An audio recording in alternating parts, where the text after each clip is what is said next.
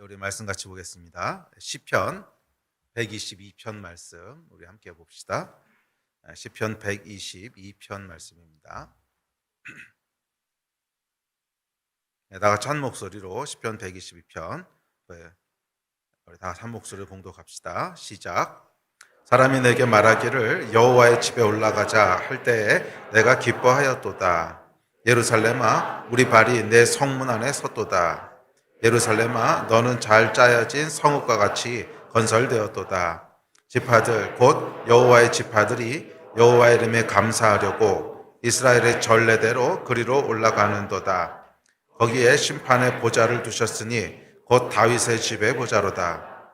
예루살렘을 위하여 평안을 구하라. 예루살렘을 사랑하는 자는 형통하리로다. 내 성 안에는 평안이 있고 내 궁중에는 형통함이 있을지어다. 내가 내 형제와 친구를 위하여 이제 말하리니 내 가운데에 평안이 있을지어다. 여호와 우리 하나님의 집을 위하여 내가 너를 위하여 복을 구하리로다. 아멘. 2022년 저와 여러분의 삶 속에 주께서 주시는 기쁨과 평안이 충만하기를 축원합니다. 기쁨과 평안이라고 하는 것은 하나님께 속한 것입니다. 하나님께서 주시는 선물입니다. 그렇기에 이 기쁨과 평안을 누리는 유일한 길은 그분을 대면하고 그분의 임재 안에 거하는 것인 줄 믿습니다. 그것이 예배의 본질이고 그것이 이 구약이 얘기하는 성전의 의미지요.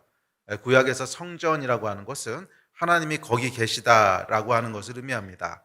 성전은 하나님이 거하시는 것이고 성전이 예루살렘에 있다고 하는 것은 그곳에 하나님이 함께 하신다고 하는 것을 의미했습니다. 그리고 그것이 하나님의 임재지요. 오늘날 신약에서 우리가 드리는 예배도 저는 동일한 의미라고 믿습니다. 예배는 하나님을 대면하는 것입니다. 예배는 하나님을 대면하는 것입니다. 그래서 예배의 생명은 하나님의 임재입니다. 이 하나님의 임재에 대한 얘기를 지난 몇 주 동안도 계속 살펴봤는데, 임재라고 하는 것은 하나님이 지금 여기 나와 함께 하시다라고 하는 것을 인식하는 것을 얘기합니다. 신학적으로 당연히 하나님은 어디나 계시고 당연히 하나님은 우리와 함께 하시지요. 하지만 그것을 인식하는 순간이 있죠. 우리가 바쁜 삶 속에서 또는 보통 때는 그냥 잊어버리고 그런가 보다 하고 지나다가 정말 하나님이 나하고 함께 하시는구나, 정말 하나님이 여기 지금 계시구나 하는 것을 인지하고 인식하는 순간이 있지 않습니까? 그것이 하나님의 임재입니다. 그리고 예배의 생명은 저는 하나님의 임재라고 믿습니다. 그래서 우리가 예배 때 모이게 되면 이곳에서는 하나님에게 집중해야 됩니다. 이곳에서는 목사에게 집중하면 물론 안 되고요. 오늘 목사님이 무슨 말씀을 하실까? 이것을 기대해서도 안 되고요. 물론 그걸 통해서 하나님을 만나게 되긴 하지만 궁극적으로는 이곳에 나와 함께 하신 하나님, 그 하나님을 내가 대면하기 원합니다. 이 마음과 이 갈망이 있어야 된다고 믿습니다. 그것이 예배의 본질이고 예배의 생명입니다.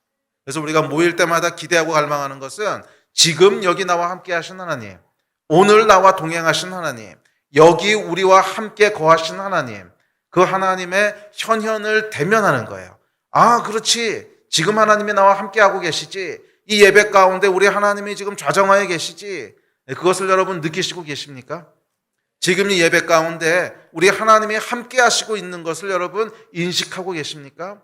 그것이 인식돼야 돼요. 그것이 인지되지 않고 인식되지 않으면 그 예배는 잘못된 생명 없는 예배입니다. 그게 종교예요. 종교는 하나님에 대한 인식 없이 그냥 드려진 행위를 종교라고 하는 거죠. 우리가 이곳에 모였을 때는, 또 이곳에 우리가 예배 드릴 때는 그렇지, 하나님이 지금 여기서 나를 만나고 계시지, 그렇지, 지금 하나님이 나를 지켜보고 계시고 지금 우리가 드리는 예배 가운데 하나님 함께 하시고 우리 예배를 받고 계시지, 그 하나님에 대한 생각으로 충만해야 된다고 믿습니다. 저와 여러분의 마음은 지금 무엇으로 충만하십니까? 하나님이 여기 나와 함께 하시다라고 하는 그 생각으로 충만해야 돼요. 지금은 다른 생각이 끼어들면 안 돼요. 다른 어떤 생각도 우리 가운데 끼어들면 안 되고, 오직 하나님이 지금 여기 계시지, 하나님이 나를 만나고 계시지, 하나님이 지금 나의 마음을 지켜보고 계시고 그 하나님이 나의 예배를 받고 계시고, 이 생각으로 가득해야 돼요. 그것이 예배의 마음인 줄 믿습니다. 이것이 예배의 생명인 줄 믿습니다. 네. 시편 122편 오늘 살펴보려고 하는데 시편 122편은 우리 지난번부터 계속 이어져 오고 있는 성전에 올라가는 노래라고 하는 그 연속되는 시편 중에 한 편입니다. 이 시편의 저자는 다윗으로 알려져 있는데 이 다윗이 성전에 올라가면서 불렀던 노래인데 특별히 시편 122편에는 다윗의 마음이 잘 묘사되어 있습니다. 성전에 올라갈 때 다윗이 어떤 마음이었는지 그리고 그 성전에서 어떤 마음을 누렸는지 이 마음에 대한 얘기가 잘 묘사되어 있어요. 네, 그래요 여러분. 예배의 결국 핵심은 우리의 마음입니다. 저와 여러분의 마음이 어떤 생각으로 가득 차는가, 저와 여러분의 마음이 무엇으로 충만한가 하는 것이 결국 그 예배가 될 것인지 종교가 될 것인지를 결정한다고 믿습니다. 지금 여러분의 마음속엔 무슨 생각으로 가득하십니까? 혹시 다른 염려나 지나온 일들에 대한 걱정이나 그런 걸로 가득하시다면 지금 빨리 그것을 내려놓으십시오. 성령님께 도움을 구하십시오. 성령님, 지금 내 마음 가운데 충만하게 역사하셔서 하나님으로만 가득하게 하여 주십시오. 우리 하나님으로만 충만하게 하여 주십시오. 이 기대와 이 기도를 가지고 예배에 나와야 돼요. 예배에 성공하지 못하는데 우리가 어떻게 매일매일의 삶 속에서 승리할 수 있겠습니까? 매일매일의 삶 속에서 승리할 수 있는 삶의 원동력은 예배로부터 나오는 거 아니겠습니까? 예배 때 우리가 하나님으로 가득하고 예배 때 살아계신 하나님을 대면하고 그렇지 그 하나님이 지금도 살아계셔서 그렇지 그 하나님이 지금도 나와 동행하고 계시지 하는 것이 예배 때 새롭게 우리 마음 가운데 부어지고 새롭게 우리 마음을 리뉴하지 않는데 어떻게 매일매일의 삶 가운데 승리하면서 살겠어요? 예배도 실패하는데 어떻게 삶을 성공하겠습니까? 예배에 성공합시다. 2022년 한 해는 예배에 성공하는 한 해가 되기를 간절히 소원합니다. 그래야 우리가 매일매일의 삶 속에서 승리할 수 있게 될 줄로 믿습니다. 예배의 승리가 곧 삶의 승리로 이어질 줄 믿습니다. 그리고 예배의 승리는 뭐예요? 우리의 마음에 달린 거예요. 어떤 마음으로 우리가 예배에 임하는가? 그 예배를 통해서 어떤 마음을 하늘로부터 받게 되는가 하는 이것이 우리의 예배가 성공할 것인지 실패할 것인지 그 예배가 정말 예배가 될 것인지 아니면 그 예배가 종교가 될 것인지를 결정한다고 믿습니다. 성령님 이 시간에 우리 마음을 우리 하나님에 대한 생각으로 가득 채워주십시오. 지금 하나님이 나와 함께 하시다고 하는 이 임재에 대한 감각으로 가득 채워주시기를 소원합니다. 이 마음 가지고 주 앞에 나가 예배하는 시간이 되기를 간절히 소원합니다.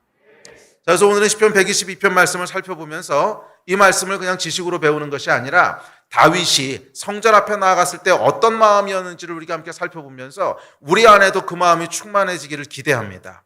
우리 안에도 성령께서 이 마음으로 가득 채워주시기를 기대합니다.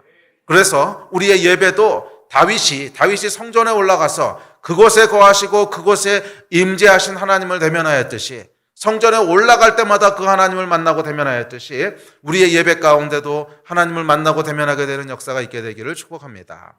아멘. 우리 마음이 다윗을 가득 채웠던 그 성전에 올라가는 마음으로 충만해지는 그런 시간, 그런 예배가 되기를 소원합니다.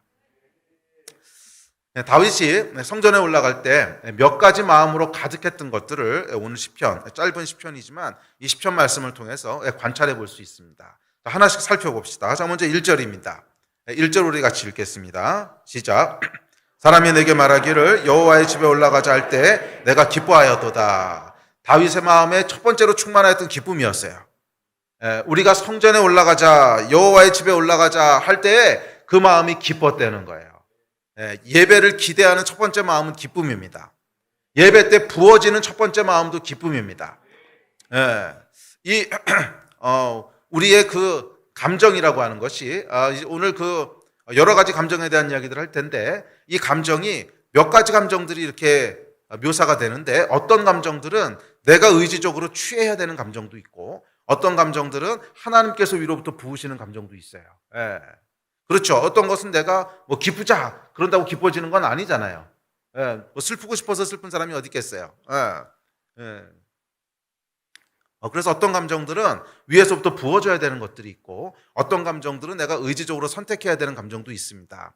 그런데 이 감정, 특별히 하나님께서 우리 마음에 역사하시는 것을 보면 원리들이 있어요. 그 원리들은 뭐냐면 먼저는 의지적으로 선택하는 거예요. 먼저는 의지적으로 선택할 때 그 마음 위에 하나님께서 축복하셔서 그 마음으로 충만하게 하세요. 예를 들어서 뭐 기쁨이다. 그럼 우리 마음이 뭐 처음부터 기쁘지 않을 수 있어요. 오늘 하루 종일 뭐 힘든 일이 있었다든지 아니면 요즘 내 삶이 사망의 음침한 골짜기를 지나고 있다든지 뭐 그럴 때면 여러분 뭐 기쁜 마음이 저절로 올라오지 않을 수 있어요. 그럼에도 불구하고 우리가 하나님 앞에 나아갈 때 기대하는 마음을 갖는 거예요. 이것은 나의 의지적인 선택이에요. 이건 나의 의지적인 선택이에요. 그렇지 않습니까? 오늘 내가 예배 드리러 가는데 이 예배 가운데 하나님을 대면하게 될 거야.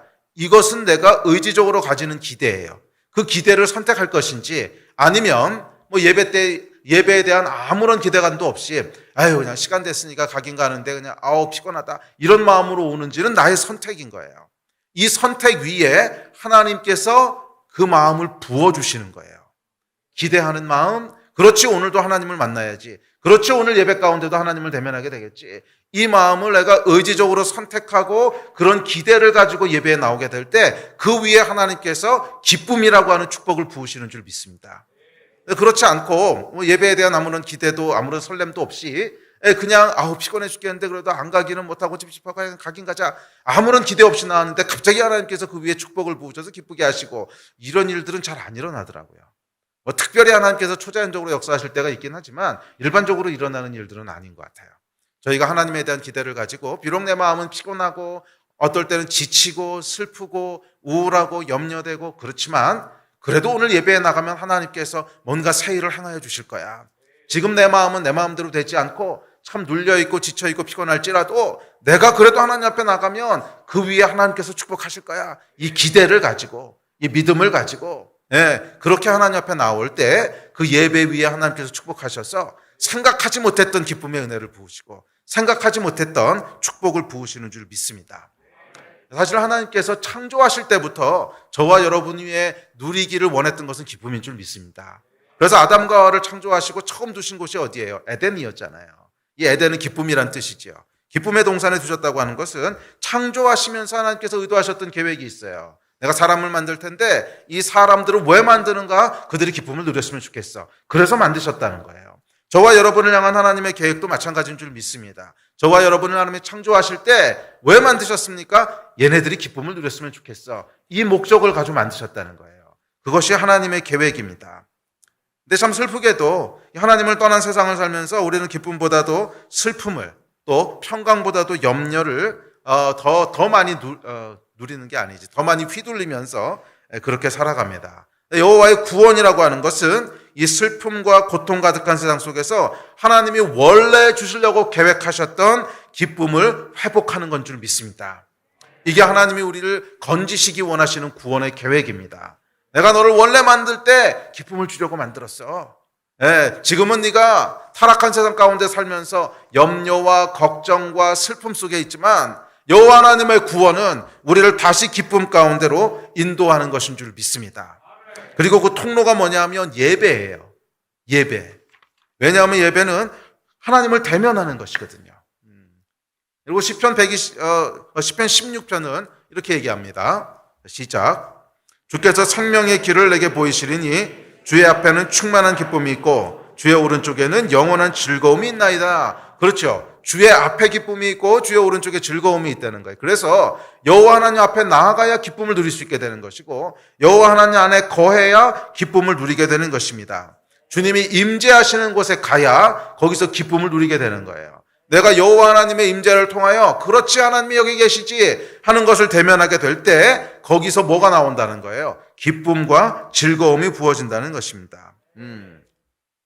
그래서 여러분 모든 예배는 모든 하나님의 임재는 기쁨의 장소입니다. 그래서는 성전이 또는 예배가 이 예배가 저와 여러분 가운데 기쁨을 흘려보내는 그런 통로가 되기를 주의 이름으로 축복합니다. 성경에 보면 하나님께서 항상 기뻐하라고 하셨습니다. 우리 다음 구절 볼까요? 항상 기뻐하라고 하셨죠. 그런데 이 기쁨이 어디서부터 온다고 말씀하셨냐면 빌립보서 4장에 보면 이렇게 얘기합니다. 시작. 주 안에서 항상 기뻐하라. 내가 다시 말하노니 기뻐하라. 항상 기뻐하라고 하셨는데 어디 안에서 기뻐하라는 거예요? 주 안에서 기뻐하라는 거예요. 그러니까 주 안에 들어갈 때 기쁨이 있다는 거예요. 예배 때 기쁨이 부어진다는 거예요. 주 안에서 이 기쁨이 부어질 때 우리는 이 기쁨을 가지고 삶의 현장으로 갈 수 있게 되는 거예요. 주 안에서 즐거움이 부어질 때 이 즐거움을 가지고 기대를 가지고 삶의 현장으로 가게 되는 거예요.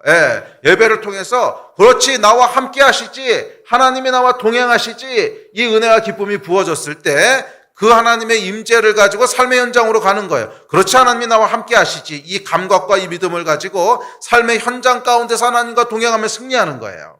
나와 함께 하신 하나님의 기쁨과 은혜가 부어졌을 때 그 기쁨을 가지고 삶의 현장 가운데로 들어가서 삶을 기쁨으로 충만하게 하는 거예요. 아니 예배 때도 기쁨이 누려지지 않는데 어떻게 항상 기뻐하겠어요?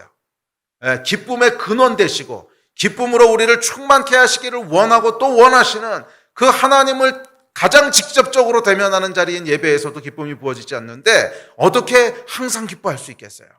예배는 여러분 기쁨이 시작되는 장소가 돼야 돼요. 예배는 기쁨으로 충만한 장소가 돼야 돼요. 예배에 나올 때마다 하나님으로 인한 기쁨이 충만하기를 주의 이름으로 축원합니다. 그래서 여러분 제가 처음에 예수님 믿고 처음으로 거듭나고 처음으로 성령이 임했을 때 저를 가장 설레게 하고 저를 가장 기쁘게 했던 게 뭐였냐면 정말 예배 드리러 가자 이 말이었어요. 다윗이 오늘 고백하듯이 여호와의 집에 올라가자 할 때 내가 기뻤었노라. 저는 이 말이 100% 1000% 공감이 되고 동의가 돼요. 처음에 제가 성령 받고 처음에 제가 예수 믿었을 때 예배 드리러 가자는 말처럼 신나는 말이 없었어요. 뭐 그때 예배가 오늘날처럼 세련된 예배도 아니었고요. 뭐 장로교 예배였어요. 저희 교회 그냥 아주 조용한 장로교 예배였고 가면 뭐 찬송가 몇 곡 부르고 그냥 이런 예배였는데도 그 예배 드리러 가자는 말이 가장 흥분되고 가장 설레고 가장 재밌고 근데 참 신기했던 게 제가 모태신앙으로 자랐지만 그 전까지 저에게 예배는요 견디는 곳이었어요. 정말 예배는 견디는 곳이었어요. 너무 지루하고 너무 졸리고 오늘 목사님 말씀은 왜 저렇게 긴지 견디고 견디다 보면 해방의 시간이 오겠지 뭐 그러면서 버텼어요. 저는 예배가 저를 기쁘게 하고 설레게 할 것이라고 하는 것은 상상도 하지 못했어요. 그런데 제가 거듭나고 제 안에 성령께서 임하셨을 때 정말 상상하지 못했던 기적이 일어났는데 예배가 기다려지고 예배가 설레고 예배가 기쁘고 예배가 즐거워졌다는 거예요. 그 이유가 여러분 뭔지 아십니까? 성령이 내 안에 오셨기 때문에. 예배의 본질이 뭐라고요? 하나님을 대면하는 것. 성전이 뭐라고요? 하나님이 거하시는 것. 근데 우리 몸이 살아있는 성전이 됐잖아요. 우리 안에 성령께서 임하시는 순간 비로소 내가 성전으로서의 의미를 가지기 시작하는 거예요. 그 전까지는 여러분 성전이 아니에요. 예배당이 성전이 아니에요. 뭐 아무리 교회 와서 예배 드린다고 할지라도 그곳이 성전이 아니라는 거예요. 신약 시대의 성전은 우리의 사람이에요. 내 안에 하나님이 거하시는 거예요. 그래서 아무리 뭐 이곳이 거룩하게 지어진 예배당이고 아무리 거룩하게 지어진 성전이라고 해도 그곳에 나온다고 해서 하나님을 만날 수 있는 게 아니라는 거예요. 그곳에 온다고 해서 하나님을 대면할 수 있는 게 아니었다는 거예요. 구약 시대와 다르죠. 신약 시대에는 내 안에 성령께서 거하시기 때문에 성령이 내 안에 임하실 때 비로소 성전의 의미를 가지기 시작하는 거예요. 비로소 예배가 의미를 가지기 시작하는 거예요. 성령이 내 안에 임하시니까 비로소 예배가 의미를 가지기 시작하는데 어떤 의미? 하나님을 대면하는 의미를 가지기 시작하는 거예요. 비로소 내가 하나님을 대면하게 되고 하나님의 임재를 누리게 되는 그 의미를 가지기 시작하더라고요. 그러면서 상상할 수 없던 변화가 일어났는데 예배가 기다려지기 시작하고 예배가 설레기 시작하고 예배가 기쁘기 시작하고 아멘. 성령 충만할 때 일어나는 일인 줄 믿습니다. 성령께서 제3 가운데 임하셨을 때 오랜 종교가 끝나고 예배가 시작됐습니다. 그리고 그 예배가 35년을 훌쩍 넘은 지금까지 마르지 않고 계속 이어지는 기적 가운데 있습니다. 저는 지난 35년 동안 뭐 한 번도 헤매지 않았다 그러면 거짓말이죠. 뭐 중간에 침체된 때도 있고 그렇지만 적어도 제가 목회를 시작하고 나서 지난 22년 동안은요 예배가 한 번도 실망스러웠던 적이 없어요. 정말로. 예배가 한 번도 실망스럽다는 표현은 어떻게 해야 될지 모르겠는데 제가 설교했으니까 설교가 지루하다고는 안 느꼈겠죠. 근데 어찌됐든 간에 뭐 찬양을 뭐를 부르든 그날 제 설교를 망쳤던 잘했던 뭐 저도 감이 있기 때문에 망치면 알거든요. 설교를 했는데 야 오늘은 진짜 말아먹었다 뭐 이런 날도 있었고 또 그날따라 왜 이렇게 예배팀이 정말 엉망으로 하는지 뭐 그런 날도 있었지만, 그럼에도 불구하고 저는 지난 22년 동안 정말 하나님이 이 모든 예배 가운데 한 번도 빠짐없이 함께 하셨다고 하는 것을 경험하고 믿어요. 그것은 우리 예배가 특별하기 때문이 아니라 우리 안에 성령께서 거하시기 때문에 그래요. 성령께서 거하시면 아무리 육신의 눈으로는 형편없어 보이는 예배일지라도 그 가운데 기쁨이 있고 설렘이 있고 충만함이 있어요. 지난 20년 넘게 매 예배마다 하나님께서 은혜를 주시고 매 예배마다 특별하게 하시고 매 예배마다 하나님께서 우리에게 기쁨을 부어주신 것은 하나님의 임재였는 줄로 믿습니다. 우리 안에 거하시는 성령께서 예배를 예배되게 만드신 거예요. 하나님을 대면하는 시간으로 만드신 거예요. 여러분의 예배는 어떠십니까? 저는 여러분의 예배도 모든 예배가 특별한 예배가 되게 되기를 축원합니다. 비록 제가 오늘 설교를 말아먹는다고 할지라도, 비록 설교가 길어서 지루하고 졸린다고 할지라도, 그럼에도 불구하고 여러분 안에 계신 성령님으로 말미암아 그 예배가 특별해지고 그 예배 가운데 은혜와 기쁨이 있는 이 축복이 마르지 않게 되기를 축원합니다. 정말 마르지 않기를 축원합니다. 아멘. 자, 그래서 두 번째로 바울이 아니거든. 다윗이 얘기하고 있는 것은 2절입니다. 자, 2절 말씀 같이 읽읍시다. 시작. 예루살렘아, 우리 발이 내 성문 안에 섰도다. 이 말씀을 읽으면 이 다윗의 감격이 느껴지죠. 와, 내가 드디어 성문 안에 들어왔구나 하는 감격. 맞아요. 두 번째 감정은 감격이었어요. 성전에 올라가는 다윗의 두 번째 마음은 감격이었습니다. 우리 발이 성문 안에 섰도다. 내가 하나님의 전 안에 섰구나. 내가 하나님의 위대한 성읍 안에 서 있구나. 하나님이 지금 여기 계시구나. 이 감격. 도대체 내가 누군데, 도대체 내가 누구간데 하나님께서 나를 이곳으로 부르시고, 내가 누구간데 자녀 삼으시고, 내가 누구간데 하나님 나를 하나님의 백성이 되게 하셨습니까? 다윗에겐 이 감격이 있는 거죠. 하나님의 도성, 하나님의 성전 안에 딱 들어서는 순간, 와, 나 같은 자를 하나님께서 당신의 사람으로 삼으시다니. 이 영광과 이 감격 가운데 다윗이 성전에 들어섭니다. 맞아요. 두 번째는 감격이었어요. 그래서 시편 144편에 보면 다윗이 이렇게 고백하는 것을 볼 수 있습니다. 시작. 여호와여, 사람이 무엇이기에 주께서 그를 알아주시며 인생이 무엇이기에 그를 생각하시나이까. 사람은 헛것 같고 그의 날은 지나가는 그림자 같으니이다. 여호와여, 도대체 사람이 무엇이간데, 도대체 인생이 무엇이간데 나를 알아주시고 나를 생각하시나이까. 나는 지나가는 그림자 같고 헛된 먼지 같은 인생입니다. 창조주 하나님 앞에 섰을 때 이 감격이 있는 거예요. 왜 나 같은 걸 구원하십니까? 왜 나 같은 걸 하나님 자녀 삼으시고 왜 나 같은 것을 하나님의 백성으로 삼으십니까? 하나님 은혜에 대한 감격. 이 감격이 여러분 있으십니까? 저는 여러분 안에 이 감격이 마르지 않기를 축복합니다. 성령께서 주시는 축복입니다. 나를 구원하신 하나님, 나를 자녀 삼으신 하나님, 이 구원에 대한 감격과 하나님의 은혜에 대한 감격이 마르지 않게 되기를 축복합니다. 그리고 성전에 나올 때마다, 예배 앞으로 나올 때마다 이 감격이 늘 우리 안에 살아있기를 축원합니다. 참 슬프게도 여러분, 사람은요 이 감격과 은혜를 쉽게 잊어버립니다. 그렇지 않습니까?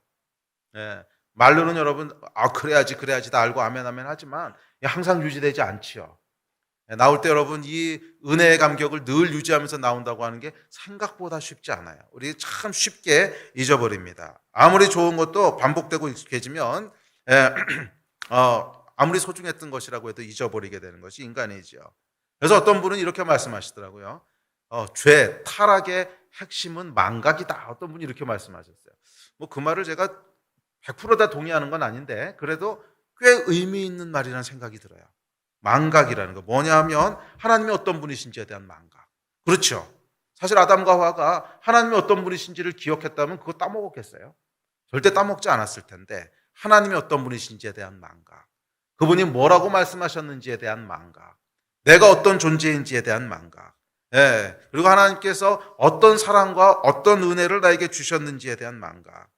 이 망각이 죄의 본질이라는 거예요. 상당히 일리 있는 말씀이라고 생각합니다. 우리는 너무 쉽게 은혜를 망각하지 않습니까? 너무 쉽게 감격을 망각하지 않습니까? 구원받았을 때의 감격이 여러분 아직도 여러분 그 세포에 남아 있습니까? 성령 받은 날의 감격이 지금도 남아 있습니까? 시간이 흐르면서 점점 희석되어서 예배에 나올 때도 아무 감각 없이 혹시 나오진 않으세요? 이게 여러분 죄라는 거예요. 이 망각이 죄의 본질이라는 거예요. 우리 안에 우리 하나님의 구원의 은혜가 충만하기를 축복합니다. 그래서 예배에 나올 때마다 우리 안에 마치 그날인 것처럼, 마치 우리가 처음으로 성령께서 우리 안에 임하시던 그날인 것처럼, 그렇게 우리 한번 예배하고 그렇게 우리 한번 주님 앞에 기도해 보고 싶지 않으세요? 성령 받던 날 여러분 기억나세요? 성령께서 내 위에 임하시던 날, 구원 받던 날 여러분 기억나세요? 내가 하나님이 누구신지를 알고 죄를 회개하고 하나님의 은혜 가운데 들어간 날, 그날처럼 예배하고 그날처럼 기도하게 하는 것, 이게 성령께서 주시는 은혜 아니겠습니까? 우리 안에, 우리 세포 하나하나 안에 이 마음과 이 감격이 살아나게 되기를 주의 이름으로 축복합니다. 이게 정말 영적인 축복이에요. 성령께서 우리 안에 잊어버리지 않게 하시는 것, 구원의 감격을 잊어버리지 않게 하시고 성령의 감동을 잊어버리지 않게 하시고 계속 우리 안에 살아있게 하시는 이 은혜가 있게 되기를 축복합니다. 타락한 우리 힘으로는 할 수 없어요. 타락한 우리 힘으로는 할 수 없어요. 만약 이것을 끝까지 잊어버리지 않는다면 죄가 없다는 뜻일 거예요. 죄가 망각이라면. 우리는 계속 망각하는 존재이기 때문에, 타락한 존재이기 때문에 시간이 지나면 또 잊어버리고 또 희석될 거예요. 그래서 성령님께 간절히 간구해야 되는 겁니다. 성령님 도와주십시오. 우리 안에 이 죄가 역사하지 못하도록 도와주십시오. 망각하지 않도록 도와주십시오. 구원의 감격을 잊어버리지 않도록 도와주십시오. 사실 여러분, 우리가 구원받았을 때의 감격을 마지막 날까지 지킬 수만 있다면 죄에 대해서 넘어지는 일은 없을 거예요. 그렇지 않습니까? 구원받은 첫날 죄 지은 사람은 못 봤어요. 성령 받고 나서 그 다음날 죄 지은 사람은 못 봤어요. 이 마음만 끝까지 유지할 수 있다면 우리는 죄에 대해서 전혀 넘어질 일이 없을 거예요. 그런데 불행하게도 계속 잊어버리는 거 아니겠습니까? 그러므로 여러분, 성령께서 우리를 계속 붙잡아 주시도록 기도합시다. 성령님의 도우심이 아니시면 우리는 그렇게 할 수 없어요. 오직 성령께서만 우리를 도우시는 줄 믿습니다. 자, 세 번째로 느끼는 감정은 3절입니다. 3절 같이 읽읍시다. 시작. 예루살렘아, 너는 잘 짜여진 성읍과 같이 건설되었도다. 자, 세 번째 마음은 안정감이에요. 이곳은 잘 짜여진 성읍이구나, 안전하구나, 이런 뜻이죠. 네, 위태위태하구나 뭐 이런 것이 아니라 안정감입니다. 안정감. 네. 이 정신없이 돌아가는 세상, 불안하고 두려운 환경, 또 여러 가지 걱정들이 있지 않습니까? 질병에 대한 걱정, 자녀들에 대한 염려, 또 남편에 대한 걱정, 취업에 대한 문제, 재정 문제, 하여간 온갖 염려와 불안 가운데 우리가 살아가고 있죠. 그러다가 시간이 되면 예배드리러 오지 않습니까? 그러니까 성전에 올라올 때 우리의 마음 자체가 평안하고 안정되고 그런 상태에서 오는 게 아니라는 거죠. 우리 삶의 환경이라고 하는 것이 그것을 쉽게 허락하지 않지요. 이 타락한 세상에 살고 있기 때문에 타락한 세상 가운데 살아가다 보면 이런 안정과 평안보다는 염려, 불안, 그런 것들이 훨씬 더 우리를 지배합니다. 다윗도 마찬가지였을 거예요. 여러분, 다윗이 평생 얼마나 많은 전쟁을 겪었습니까? 정말 전쟁 가운데 살았던 사람이고 광야에서 죽을 고비를 수도 없이 넘겼던 사람이고 왕이 되고 난 이후에도 왕은 여러분 발 뻗고 자기가 참 힘든 직업입니다. 그렇지 않습니까? 언제 어떤 놈이 와서 죽일지, 언제 반란이 일어날지 정말 하루도 편할 날이 없는 그것이 왕이고, 또 여러분 왕은 굉장히 바쁜 자리 아니겠습니까? 우리도 하루 종일 정신없이 바쁘게 일하다가 오면 예배 때 이렇게 영이 나간 것 같은 느낌이 드는데 왕이 얼마나 더욱더 그랬겠어요. 불안하고 바쁘고 지치고. 다윗도 분명히 그랬을 거예요. 그런데 다윗이 성전에 딱 들어오는 순간 뭐를 느끼는 거예요? 안정감, 샬롬을 느끼는 거예요. 샬롬, 평강을 느끼는 거예요. 다윗이 이 감정에 대해서 시편 121편에 이렇게 고백합니다. 자, 시작. 내가 산을 향하여 눈을 들리라. 나의 도움이 어디서 올까? 나의 도움은 천지를 지으신 여호와에게로소다. 여호와께서 너를 실족하지 아니하게 하시며 너를 지키시는 이가 졸지 아니하시리로다. 이스라엘을 지키시는 이는 졸지도 아니하시고 주무시지도 아니하시리로다. 아멘. 성전에 딱 올라가서 하나님을 보는 거예요. 내가 산을 향하, 이게 성전을 본다는 뜻이거든요. 성전을 딱 보는 순간 뭐가 리마인드 되는 거예요. 하나님이 여기 계시지. 성전을 딱 바라보는 순간 이 눈을 여러분 땅에 두고 계속 땅에서 일어나는 일들을 보고 있으면 맞아요. 불안하고 염려하고 뭐 이런 것에서 헤어나올 수가 없어요. 그런데 어느 순간 눈을 딱 들어서 하나님이 계신 곳을 보는 거예요. 그것이 여러분 예배입니다. 우리가 금요일 날 모이고 주일 날 모이고 또 주중에 모이고 하는 이유는 눈을 드는 시간을 갖는 거예요. 이렇게라도 모이지 않으면 여러분 우리가 눈을 들어 하나님을 볼 수 있는 여유가 없잖아요. 정신없이 돌아가는 세상 가운데 있다 보면 그냥 거기 휩쓸려 가버리는 게 인간이지요. 그래서 이렇게라도 정해놓고 우리가 눈을 드는 시간을 갖는 거예요. 땅에서부터 눈을 들어서 하나님을 바라보는 겁니다. 지금 이 시간은 여러분 눈을 들어 하나님을 바라보는 시간이에요. 그 일을 위해서 모인 거예요. 제가 앞서 시작할 때도 말씀드렸지만 예배는 다른 것을 위해서 모인 것이 아니에요. 이 예배 때 좋은 말씀을 듣기 위해서 모인 것도 아니고 오늘은 목사님이 무슨 말씀을 하실까 이거 위해서 모인 것도 아니에요. 예배는 눈을 들어서 하나님을 보기 위해 모인 거예요. 여기 계신 하나님, 지금 우리와 함께 하신 하나님, 그 하나님을 보기 위해서 모인 거예요. 그리고 그 하나님을 봐야 돼요. 그랬을 때 비로소 우리 안에 뭐가 와요? 안정감, 샬롬이 오기 시작합니다. 그렇지, 나를 지키시는 분이 계시지. 천지를 지으신 여호와 하나님, 졸지도 아니고 주무시지도 아니하시는 분, 실수도 없으시고 불가능도 모르시는 분, 그분이 나와 함께 하시고 그분이 나를 지키고 계시지. 이랬을 때 우리 안에 뭐가 오는 거예요? 평안이 오기 시작하는 거예요. 평안이 오기 시작하는 거예요. 불안과 염려가 눈 녹듯이 사라지고 평안이 우리 마음을 감싸기 시작하는 거예요. 눈을 들어 여호와 하나님을 바라볼 때마다 우리 마음이 평강을 누리게 되는 줄 믿습니다. 여러분 이거는 여러분들도 이 평강을 정말 누렸으면 좋겠어요. 저도 그래요. 저도 이 예배 때도 물론 이런 평강을 누리지만 이제 보통 때도 막 내가 이렇게 조바심을 느낄 때가 있거든요. 이거 안 되면 어떡하지? 이거 이러다 실패하면 어떡하지? 막 이럴 때가 있죠. 그럼 막 그 조바심 때문에 막 여기저기 전화 걸고 막 그거 하려고 막 계획하고 뭐 사람들한테 얘기하고 이것저것 하라 그러고 그러다가 어느 순간에 가만히 있어봐. 어차피 하나님이 하시는 거 아니야. 어차피 하나님이 하시는 거 아니야. 눈을 들게 되는 순간이 와요. 의지적으로 들어요. 가만히 있어. 내가 뭐 하고 있는 거지? 내가 뭐 하고 있는 거지? 아니야, 이렇게 하는 게 아니지. 어차피 하나님이 하시는 건데. 어차피 하나님이 날 지키고 계신데.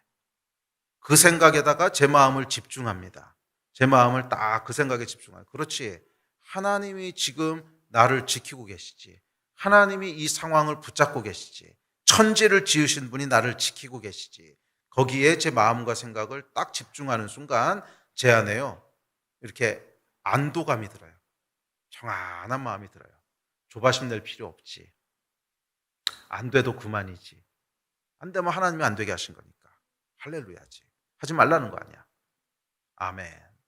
그럼 그 다음에는 그냥 마음이 평안해져요. 정말이에요. 제가 평강을 누리는 비법입니다. 단순한 것 같지만 전 여러분들에게도 이 평강이 임했으면 좋겠어요. 조바심 나고 힘들고 불안하고 할 때 잠깐만 눈을 들어서 하나님을 바라보세요. 잠깐만 눈을 들어서 그렇지. 하나님이 계시지. 이게 하나님이 지금 지키고 계시지. 이거 안 되면 안 되는 것도 하나님께서 지키시는데 안 된 거니까 하나님의 뜻이지. 항상 좋은 거 주시는 분이신데 뭐. 그랬을 때 우리 안에 평강이 임하기 시작합니다. 이게 하나님이 주시는 샬롬이에요. 원래 인간은 여러분 이 샬롬 가운데 살아가도록 지으신 거예요. 원래 하나님과 동행하도록 만드셨거든요. 에덴 동산에서 하나님과 함께하도록 지음받았거든. 하나님이 우리를 완전하게 지키시고 있기 때문에 우리가 불안해하지도 않고 염려하지도 않고 이 샬롬 가운데 지내도록 그렇게 만드셨어요. 이 복이 다시 회복되는 것이 구원입니다. 저와 여러분의 삶 가운데 이 샬롬의 복이 충만하게 되기를 주의 이름으로 축복합니다. 그래서 여러분 예전부터 보면 이 하나님의 집에는요 마음이 불안했던 사람들이 많이 나와서 기도했어요. 마음이 불안했던 사람들이 많이 나와서 기도했어요. 재정적으로 큰 어려움이 있거나 아니면 질병의 문제가 있거나 그런 분들이 예전에도 그랬어요. 제가 어렸을 때도 보면 늘 이 권사님들이나 이런 분들이 이제 아침 저녁으로 교회 나와서 계속 눈물로 기도하시는 분들이 계셨는데 그분들 보면 다 사연들이 있으셨어요. 다 뭔가 사연들이 있었어요. 정말 말 못한 고통들. 야, 저 인생 어떻게 저거 정말 어떻게 하시나 막 이런 것들. 이런 분들이요. 정말 밤낮으로 주의 전에 나와서 눈물로 기도했는데 그 기도가 여러분 뭐예요? 눈을 들어 하나님을 바라보는 거예요. 그렇게 눈을 들어 하나님을 바라볼 때 결국 하나님께서 우리 안에 평강을 주시고 살아갈 수 있는 힘을 주시는 거예요. 살아갈 수 있는 힘을 주시는 거예요. 아멘. 샬롬이 여러분 가운데 있게 되기를 축복합니다. 4절입니다. 시작. 지파들 곧 여호와의 지파들이 여호와의 이름에 감사하려고 이스라엘의 전례대로 그리로 올라가는도다. 자, 네 번째 마음은 감사입니다. 예. 성전에 올라가는 사람이 절대적으로 가져야 될 마음은 감사하는 마음입니다. 감사하는 마음입니다. 이 감사하는 마음은 앞서도 얘기했지만 위로부터 부어지는 축복이기도 한데 우리가 의지적으로 선택해야 되는 마음이기도 해요. 그 의지적으로 감사할 것들을 찾으시라는 거예요.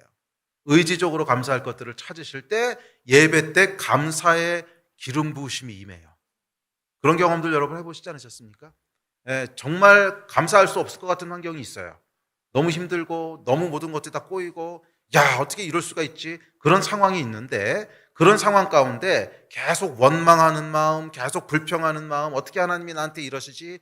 이 마음을 계속 가지고 있으면 그 마음이 여러분의 마음을 지배해버리고요. 결국 마귀가 주는 불평과 원망의 그런 마음들이 훅 하고 내 마음을 더 휩쓸어버려요. 이해가 되십니까? 이 마음이라고 하는 게 여러분 참 신비해요. 우리가 어떤 마음을 선택하잖아요. 그럼 거기에 해당하는 마음들이 부어져요.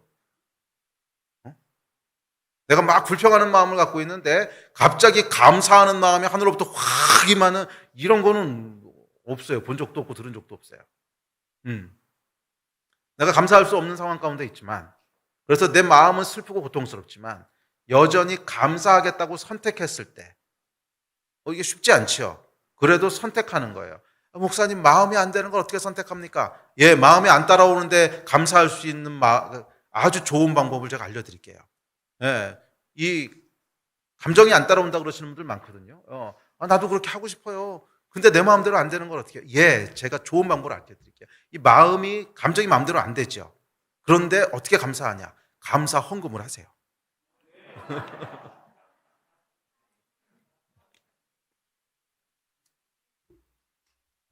의지적이라는 게 그런 거 아닙니까? 의지적으로 내가 감사하겠다고 하는 걸 표현하라는 거예요.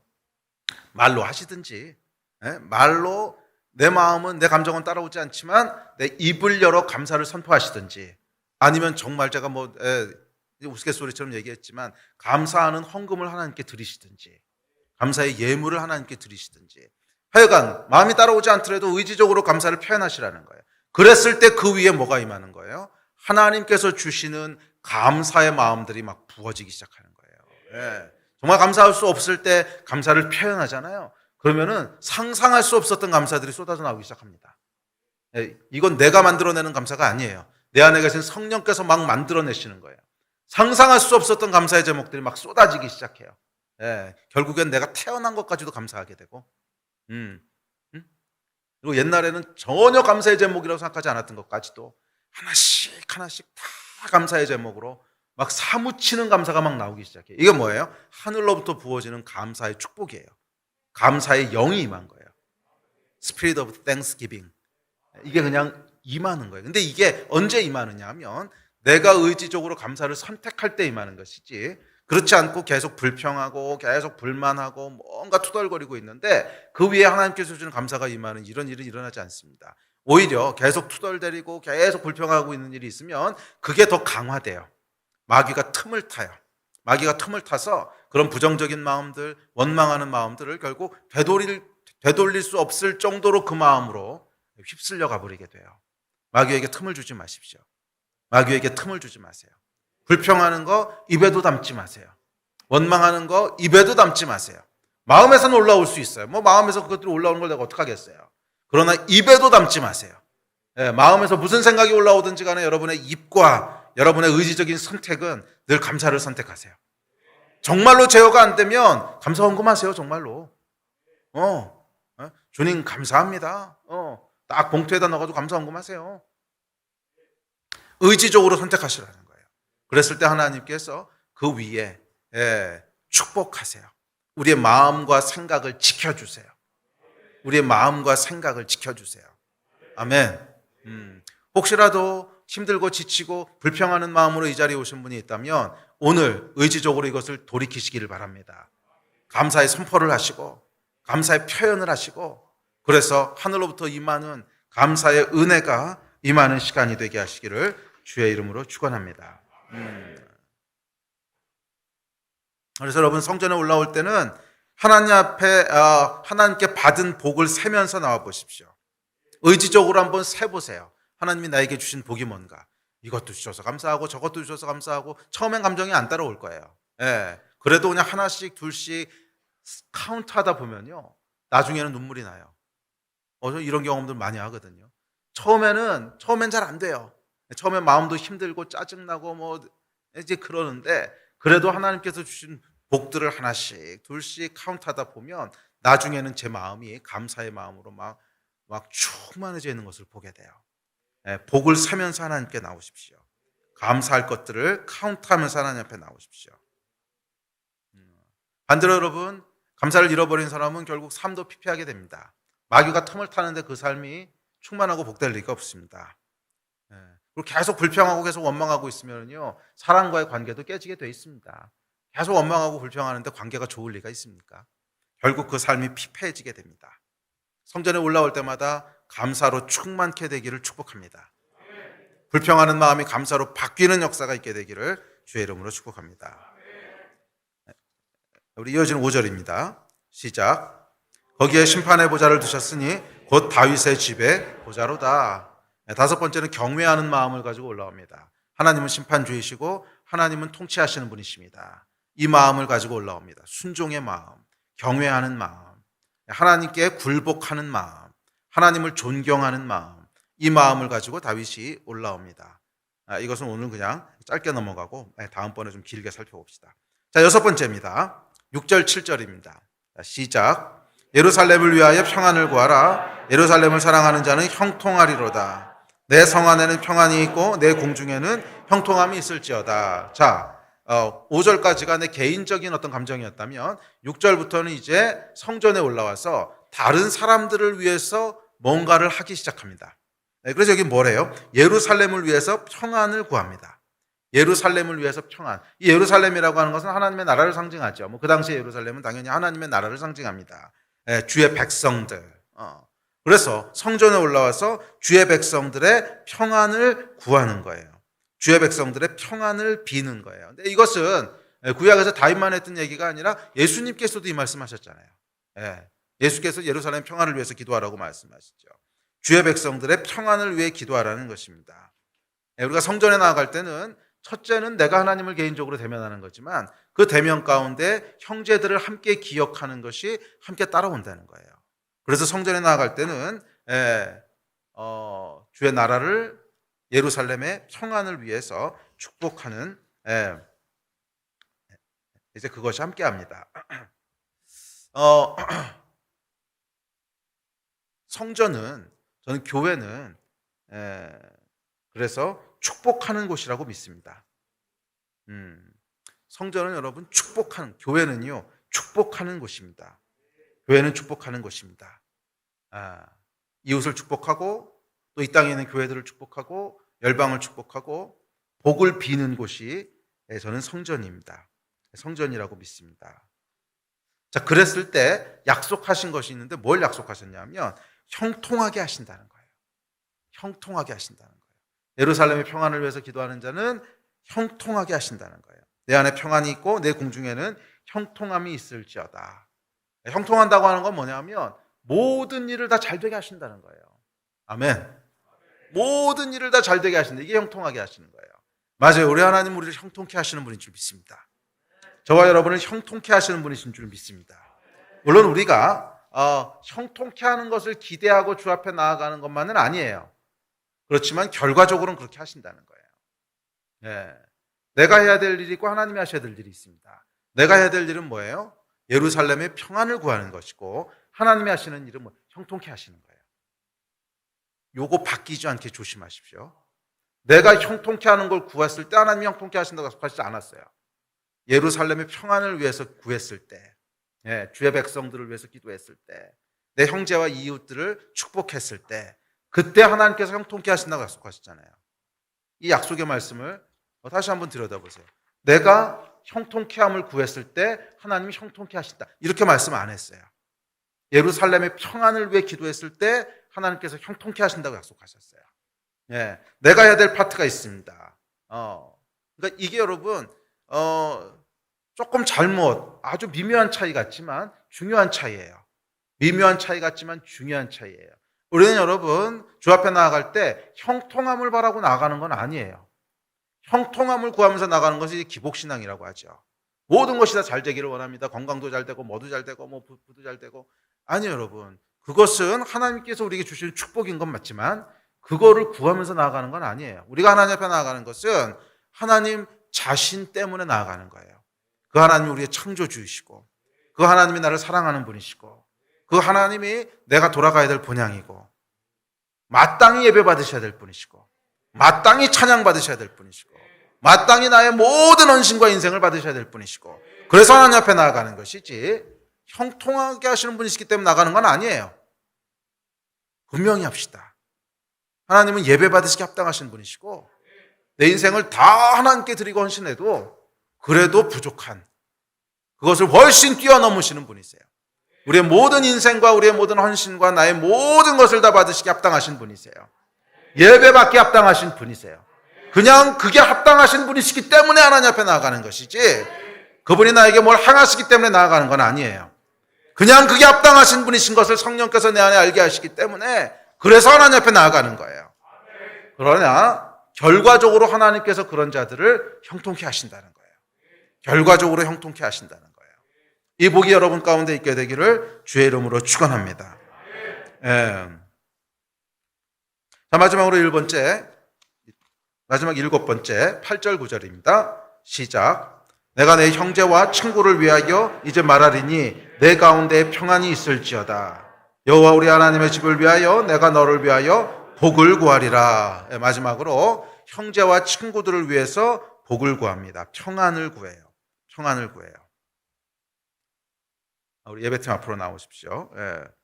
너희를 위하여 복을 비노라. 열방의 복을 빌고 이웃의 복을 빌고 내가 다니는 회사의 복을 빌고 학교의 복을 빌고 이게 여러분 성전에 올라가는 자의 마음인 줄 믿습니다. 기억하십시오 여러분. 성전은요 축복하는 곳이에요. 성전은 축복하는 곳이에요. 성전은 여러분 예배는 하나님을 대면하는 곳이잖아요. 그럼 이 하나님을 대면했을 때 내가 하나님께 내 이웃과 형제에 대한 복을 구하는 거예요. 그것을 하나님께서 기뻐하신다는 거예요. 그래서 그렇게 구하는 자들을 형통케 하신다는 거예요. 아멘. 성전은 여러분 기억하십시오. 축복하는 곳입니다. 성전은 축복하는 곳입니다. 이곳에서 우리가 복을 빌 때 그 복이 실제로 이루어지게 될 줄 믿습니다. 그렇죠. 우리 하나님은 우리의 기도를 들으시는 분이시고 우리 하나님은 불가능을 모르시는 분이시잖아요. 이 하나님 앞에 나아가서 우리가 복을 빌 때 내 복이 아니라 형제와 자매의 복을 구할 때 이 땅의 교회들을 축복할 때 열방을 하나님 앞에서 축복할 때 그 기도와 축복하는 소리를 하나님께서 들으시고 실제로 그대로 이루어 주실 줄 믿습니다. 이것이 성전입니다. 오늘 여러분 어떤 마음을 가지고 이 자리에 오셨습니까? 여러 가지 마음들을 가지고 오셨을 거예요. 여러 가지 마음들을 가지고 오셨을 텐데 몸이 피곤하신 분도 계실 것이고 몸이 아픈 분들도 계실 것이고 요즘처럼 이렇게 코로나가 극성인 때는 코로나 후유증 때문에 지쳐 계신 분도 계실 것이고 재정적인 어려움, 질병의 고통, 관계의 어려움 또는 정신없는 직장생활 때문에 막 휘둘리다 오시기도 하셨을 것이고 예배는 여러분 그것에서부터 눈을 들어서 산을 바라보는 시간인 줄 믿습니다. 여호와 하나님을 바라보는 시간이에요. 우리 안에 성령께서 계시지 않습니까? 우리 안에 성령께서 살아계시지 않습니까? 그 성령께서 우리의 눈을 들어서 오늘 이곳에 계시는, 오늘 이곳에서 모든 열방과 우주를 통치하시는 그 하나님을 대면케 하시기를 축복합니다. 우리의 모든 마음과 생각을 하나님께만 좀 집중해 보시지 않으시겠습니까? 우리 자리에서 좀 일어나십시다.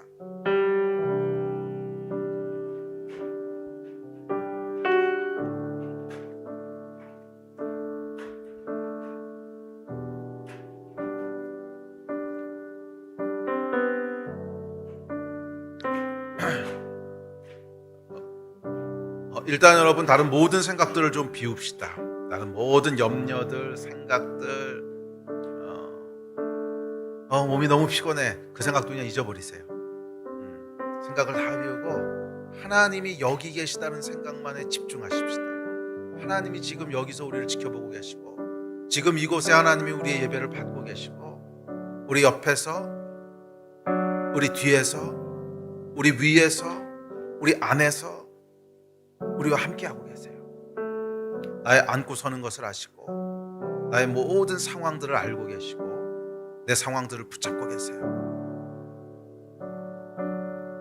믿으십니까? 사람은 불가능하다고 얘기하지만 그 상황을 하나님 붙잡고 계세요. 보이십니까? 그것에만 집중합시다. 우리 다른 거 다 잊어버리고 그것에만 집중합시다. 그렇지, 하나님이 계시지. 그렇지, 하나님이 여기 계시지. 나를 만드신 전능하신 분, 천지를 지으신 분이 여기 계시지. 졸지도 않으시고 실수하지도 않으시는 분이 여기 계시지. 지금 이곳에 충만하게 임재하여 계시지. 그 생각에만 여러분 집중하십시오. 우리 마음이 그 생각으로만 가득하게 하십시오.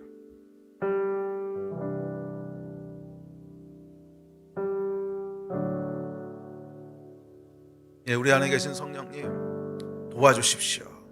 우리의 마음과 생각을 지켜주십시오. 우리의 마음과 생각을 지켜주십시오. 오직 하나님으로만 가득 채워주십시오. 이곳에 계신 하나님, 주님의 임재로만 우리를 충만케 하여 주십시오.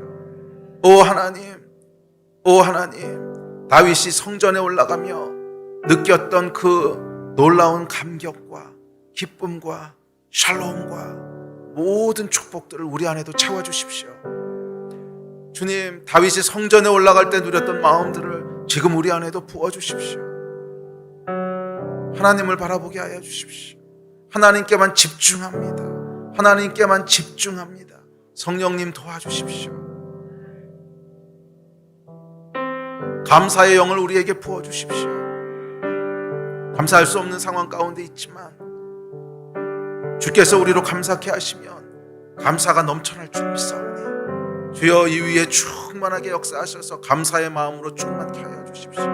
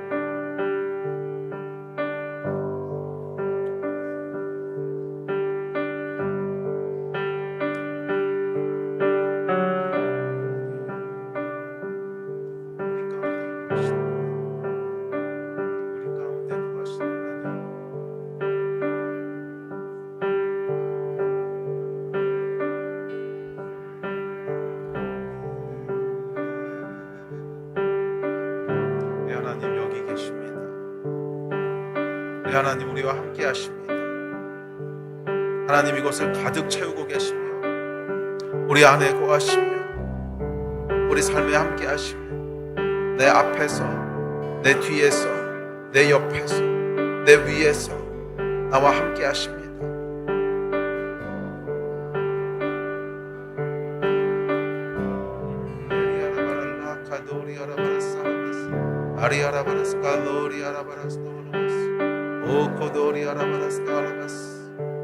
주님 우리 마음의 눈을 여십시오. 주님 주를 갈망하는 자들의 마음의 눈을 여시고 영의 눈을 여셨어 이곳에 계신 주를 보게 하여 주시고 이곳에 계신 하나님의 보좌를 대면하게 하여 주십시오.